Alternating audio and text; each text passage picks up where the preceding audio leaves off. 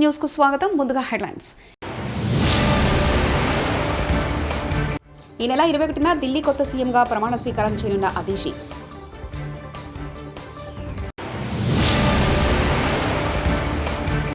కాంగ్రెస్ పార్టీకి కేటీఆర్ డెడ్లైన్.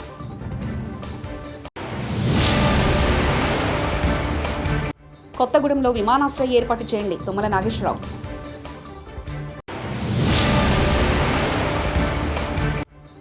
బెంగళూరులో జానీ మాస్టర్ను అదుపులో తీసుకున్న పోలీసులు.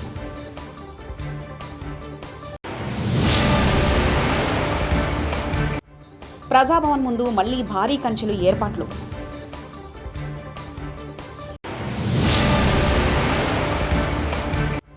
టీచర్లు కావాలని రోడ్లెక్కిన విద్యార్థులు. పెన్షన్ ఖాతాలో పెట్టుబడి పెట్టడం ద్వారా తల్లిదండ్రులు తమ పిల్లల భవిష్యత్తు కోసం పొదుపు చేసేందుకు వీలు కల్పించే నేషనల్ పెన్షన్ స్కీమ్ వాత్సల్యను బుధవారం కేంద్ర ఆర్థిక మంత్రి నిర్మలా సీతారామన్ ప్రారంభించారు.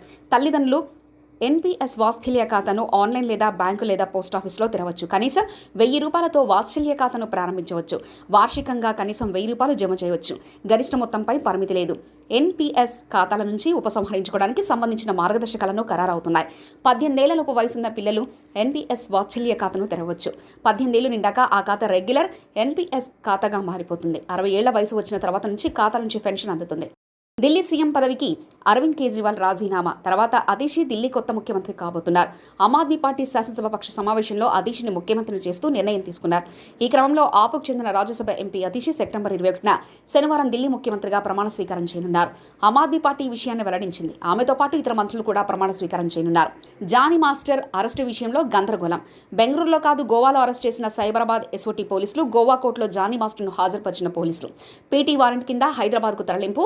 రేపు ఉప్పర్పల్లి కోర్టులో హాజరుపరచనున్న పోలీసులు. బీఆర్ఎస్ నేత పెద్ది సుదర్శన్ రెడ్డి హౌస్ అరెస్ట్. నర్సంపేటలో నేడు పలు అభివృద్ధి కార్యక్రమాల్లో పాల్గొననున్న మంత్రులు. పొంగులేటి శ్రీనివాసరెడ్డి, దామోదర రాజనరసింహ మంత్రులను అడ్డుకుంటారనే నేపథ్యంతో మాజీ ఎమ్మెల్యే పెద్ది సుదర్శన్ రెడ్డిని హౌస్ అరెస్ట్ చేశారు పోలీసులు.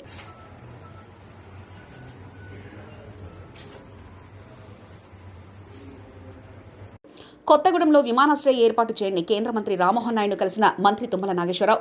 కొత్తగూడెంలో విమానాశ్రయం ఏర్పాటు చేయాలని కేంద్ర పౌర విమానయాన శాఖ మంత్రి రామ్మోహన్ నాయుడు కలిసి వినతి పత్రం అందజేశారు మంత్రి తుమ్మల నాగేశ్వరరావు. దీపావళికి ఉచిత గ్యాస్ పథకాన్ని ప్రారంభిస్తాం, అలాగే చెప్పిన మిగతా పథకాలన్నీ ఒకదాని తర్వాత ఒకటి అమలు చేస్తాం, అలానే అభివృద్ధి చేస్తామంటూ ఏపీ సీఎం చంద్రబాబు నాయుడు వ్యాఖ్యానించారు. మరొక కార్యక్రమానికి ఏదైతే గ్యాస్ ఇస్తానో ఉచిత గ్యాస్ ఇస్తానో దీపావళికి శ్రీకారం చుడుతున్నాం. మొదటి గ్యాస్ కనెక్షన్ ఆ రోజు ఇస్తాం, దానికి కూడా శ్రీకారం చుడతాం. మిగిలిన మనం చెప్పినట్టు సంక్షేమ కార్యక్రమాలన్నీ కూడా 1 by 1 చేసుకుంటూ ఇంకో పక్క అభివృద్ధి కార్యక్రమాలను కూడా స్ట్రీమ్ లైన్ చేసి ఘాట్లో పెట్టే పరిస్థితి వస్తుంది. ఇవన్నీ చేస్తాం. తిరుమల లడ్డూపై ముఖ్యమంత్రి చంద్రబాబు చెప్పినవని నిజాలే అని టీడీటీ పాలక మండలి మాజీ సభ్యులు ఓవి రమణ తెలిపారు. గురువారం ఆయన మీడియాతో మాట్లాడుతూ జగన్ ముఖ్యమంత్రిగా ఉన్నప్పుడు విదేశాల నుంచి బట్టర్ ఆయిల్ దిగుమతి చేసుకుని శ్రీవారి లడ్డూ తయారీకి వినియోగించామన్నారు. ఒక మాజీ అధికారి పుణ్యమే లడ్డూలలో నాసిరకం నెయ్యి వాడడానికి కారణమని మండిపడ్డారు. నిజాలు మాట్లాడిన చంద్రబాబుపై టీడీటీ మాజీ చైర్మన్ భూమన కరుణాకర్ రెడ్డి, వైవి సుబ్బారెడ్డి విమర్శలు సరికాదన్నారు. భూమన కరుణాకర్ రెడ్డి విలువలేని వ్యక్తి అని మండిపడ్డారు. టీడీటీని భ్రష్టు పట్టించింది కరుణాకర్ రెడ్డి, వైవి సుబ్బారెడ్డి లేని వ్యాఖ్యలు చేశారు. కాంగ్రెస్ పార్టీకి కేటీఆర్ డెడ్లైన్ విధించారు. కామారెడ్డిలో చెప్పిన బీసీ డిక్లరేషన్ అమలు చేయాలి. నవంబర్ 10లోపు బీసీ కులగణన చేయాలి. మాటలు మాని పనులు మొదలు చేసి చూపించాలి, లేదంటే ప్రభుత్వ మెడలు వంచి 42% రిజర్వేషన్లు సాధిస్తామంటూ కేటీఆర్ వ్యాఖ్యానించారు. చర్చించడం జరిగింది. దాదాపుగా 20-25 మంది తమ తమ అభిప్రాయాలను పూర్తి స్థాయిలో మరి వివరంగా చెప్పడం కూడా జరిగింది. ప్రధానంగా ఈరోజు ఈ సమావేశంలో అనుకున్నది ఏంటి అంటే, భారత రాష్ట్ర సమితి తరపున పెద్దలు తెలంగాణ తొలి ముఖ్యమంత్రి కేసీఆర్ గారి ఆదేశం మేరకు మేము కాంగ్రెస్ ప్రభుత్వాన్ని డిమాండ్ చేస్తూ ఉన్నాం. మీరు ఖచ్చితంగా కామారెడ్డిలో ఇచ్చిన బీసీ డిక్లరేషన్లోని ప్రతి హామీని అమలు చేసేదాకా తప్పకుండా ప్రధాన ప్రతిపక్షంగా మీ వెంటబడతాం. రాష్ట్రంలోని బలహీన వర్గాల పక్షాన మిమ్మల్ని అడుగడుగున నిలదీస్తూనే ఉంటామనే మాట నేను విజ్ఞప్తి చేస్తూ ఉన్నా. ఇందులో ప్రధానమైనది ఇవాళ రాజ్యాధికారంలో ముఖ్యంగా స్థానిక సంస్థల్లో వాటా పెంచుతామని చెప్పిన మాట, 42% రిజర్వేషన్లు అమలు చేస్తామనే మాట ఏదైతే కాంగ్రెస్ పార్టీ చెప్పిందో, కాంగ్రెస్ పార్టీని మేము ఈరోజు డిమాండ్ చేసేది ఏమంటే సమగ్ర కులగణన వెంటనే స్టార్ట్ చేయండి, మాటలకే పరిమితం కాకండి.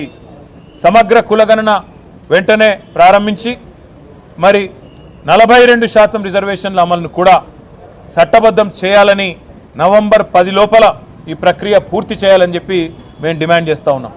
ఎందుకంటే మాట ఇచ్చి సరిగ్గా నవంబర్ 10కి సంవత్సరం నిండుతుంది కాబట్టి నవంబర్ 10 లోపల ఈ కార్యక్రమాన్ని పూర్తి చేయాలని, ఒకవేళ మీరు చేయని పక్షంలో తప్పకుండా బలహీన వర్గాల బిడ్డల తరపున భారత రాష్ట్ర సమితి మరి పెద్దలు కేసీఆర్ గారితో కూర్చొని మేమందరం కూడా చర్చించి తప్పకుండా ఏ రకంగా ముందుకు పోవాలి, మరి కాంగ్రెస్ కనుక మాట తప్పితే అనే విషయాన్ని కూడా ఆలోచించి ప్రకటిస్తామని చెప్పి కూడా తెలియజేస్తా ఉన్నాం. దాంతోపాటు కాంగ్రెస్ పార్టీ ఆనాడు ఇచ్చిన మాట 1,00,000 కోట్ల బడ్జెట్ పెడతాం బీసీలకు అని చెప్పిన మాట మొదటి సంవత్సరంలో తప్పారు. కేవలం 8,000 కోట్లకు మాత్రమే పరిమితమైనారు. మేము ఈరోజు డిమాండ్ చేస్తూ ఉన్నాం, మరి రాబోయే ఫిబ్రవరి మార్చిలో పెట్టే బడ్జెట్లో 25 నుంచి 30,000కు తగ్గకుండా బలహీన వర్గాలకు బడ్జెట్ పెట్టాలి. బీసీ సబ్ ప్లాన్ కూడా మీరే మాటిచ్చారు. ఎట్లా అయితే ఎస్సీ సబ్ ప్లాన్ ఉన్నదో అట్లాగే బీసీ సబ్ ప్లాన్ కూడా పెడతామన్నారు.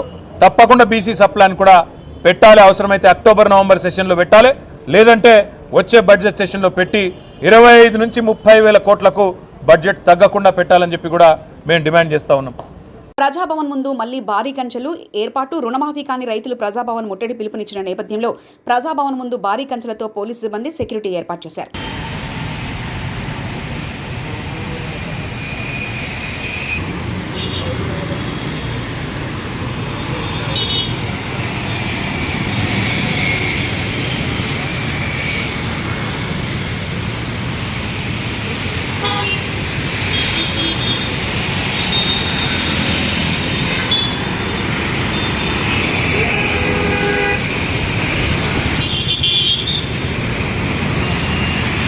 టీచర్లు కావాలని రోడ్డెక్కిన విద్యార్థులు. మాకు ఉపాధ్యాయులు లేరు, పరీక్షల్లో ఫెయిల్ అయితే ఎవరిది బాధ్యత? రోడ్డుపై బైఠాయించి విద్యార్థుల నిరసన. ఆసిఫాబాద్ ఆదర్శ పాఠశాల నుంచి 17 మంది ఉపాధ్యాయులు బదిలీపై వెళ్లగా 2 ఉపాధ్యాయులు మాత్రమే వచ్చారని ఆదర్శ పాఠశాల విద్యార్థులు ఆరోపించారు. తాము పరీక్షల్లో ఫెయిల్ అయితే ఎవరు బాధ్యత వహిస్తారని అధికారులను ప్రశ్నించారు. తరగతి గదుల్లో పాఠాలు చెప్పే ఉపాధ్యాయులు లేక ఖాళీగా కూర్చొని ఇంటికి వెళ్తున్నామని ఆవేదన వ్యక్తం చేశారు. పాఠశాలలో ఉపాధ్యాయులను నియమించాలని రోడ్డుపై ఆందోళన వ్యక్తం చేశారు.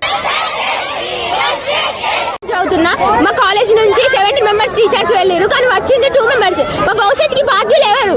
మేము ఫెయిల్ అయితే ఎవరు రెస్పాన్సిబిలిటీ? మా భవిష్యత్తుకి అసలు ఏము వచ్చింది మాత్రం మిగతా టీచర్సే. మాకు క్లాసెస్ కూడా జరుగుతలేదు. జనవాణిలో ప్రజల నుంచి నేరుగా ఆర్జీలు స్వీకరించిన రైల్వే కోడూరు ఎమ్మెల్యే శ్రీ అరవ శ్రీధర్.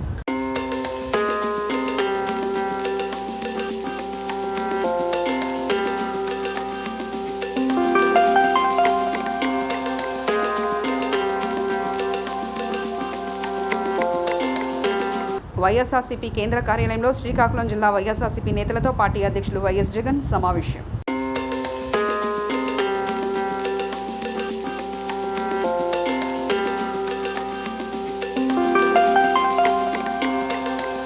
తిరుమల ప్రసాదంపై చంద్రబాబు వ్యాఖ్యల దుర్మార్గం. దేశంలో ఏ రాజకీయ నాయకులు చేయని ఈ విధంగా మాట్లాడారంటూ టీడీపీ మాజీ చైర్మన్ సుబ్బారెడ్డి మాట్లాడారు. గురువారం ఆయన తాడేపల్లిలోని వైఎస్ఆర్సీపీ కేంద్ర కార్యాలయంలో మాట్లాడుతూ హిందువుల విశ్వాసాలను చంద్రబాబు దెబ్బతీస్తున్నారని ధ్వజమెత్తారు.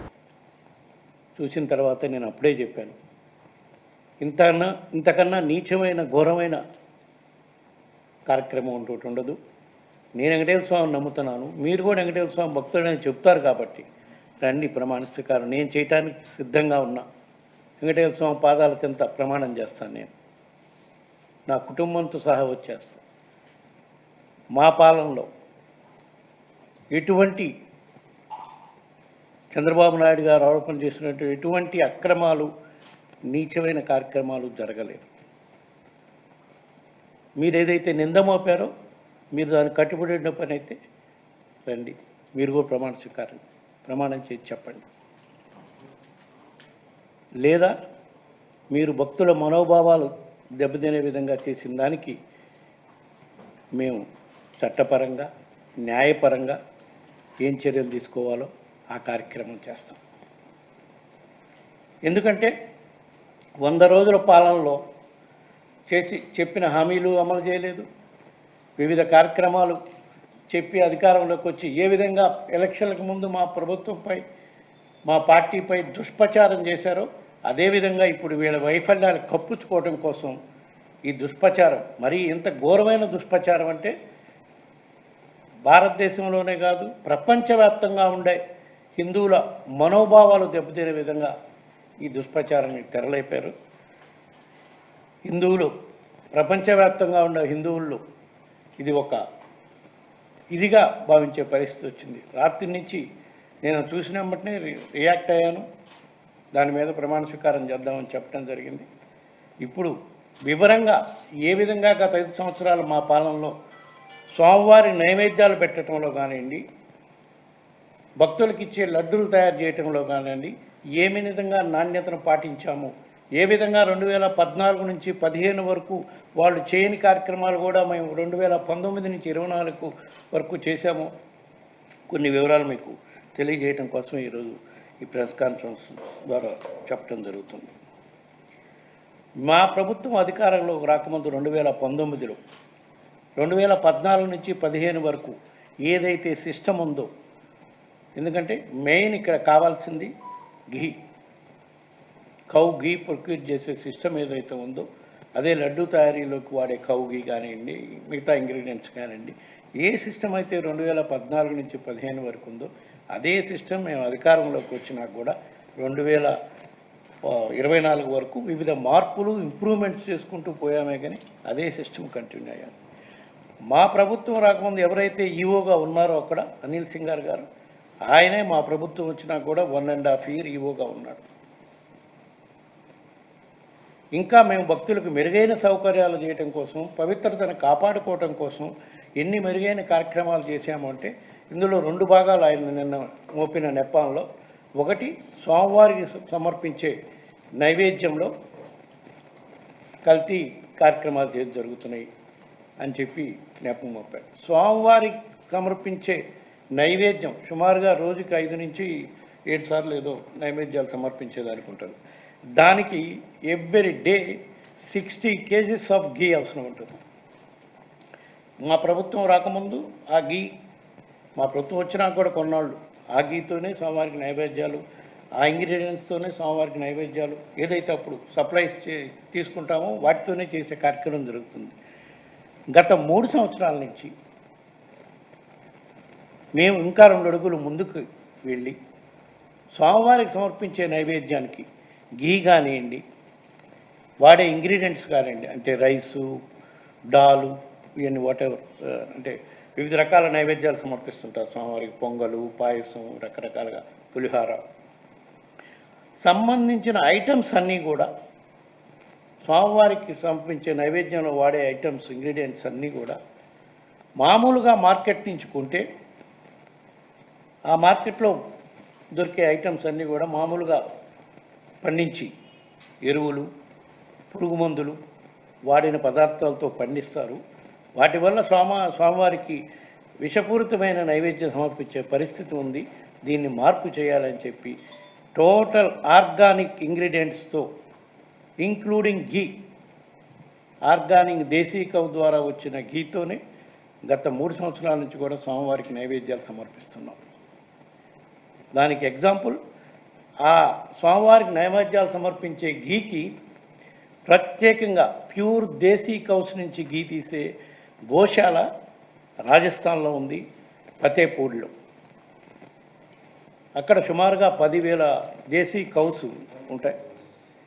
వాళ్ళ దగ్గర నుంచి ఘీ సప్లై తీసుకొని మేము కొనలేం కాబట్టి, ఎందుకంటే మన దగ్గర టెండర్ సిస్టమ్ ఫాలో కావాలి, కొనలేం కాబట్టి డోనర్స్ సహాయంతో ఎవ్రీ డే 60 kgs ఘీ ఆ రాజస్థాన్ దీని నుంచి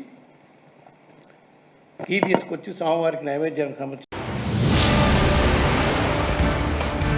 ఈ నెల 21న ఢిల్లీ కొత్త సీఎంగా ప్రమాణ స్వీకారం చేయనున్న అతీషి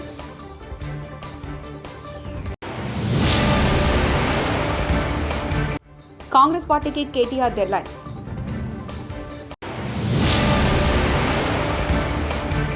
కొత్తగూడెంలో విమానాశ్రయం ఏర్పాటు చేయండి, తుమ్మల నాగేశ్వరరావు.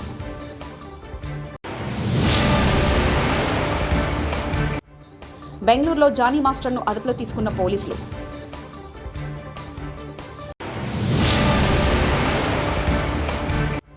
ప్రజాభవన్ ముందు మళ్లీ భారీ కంచెలు ఏర్పాట్లు.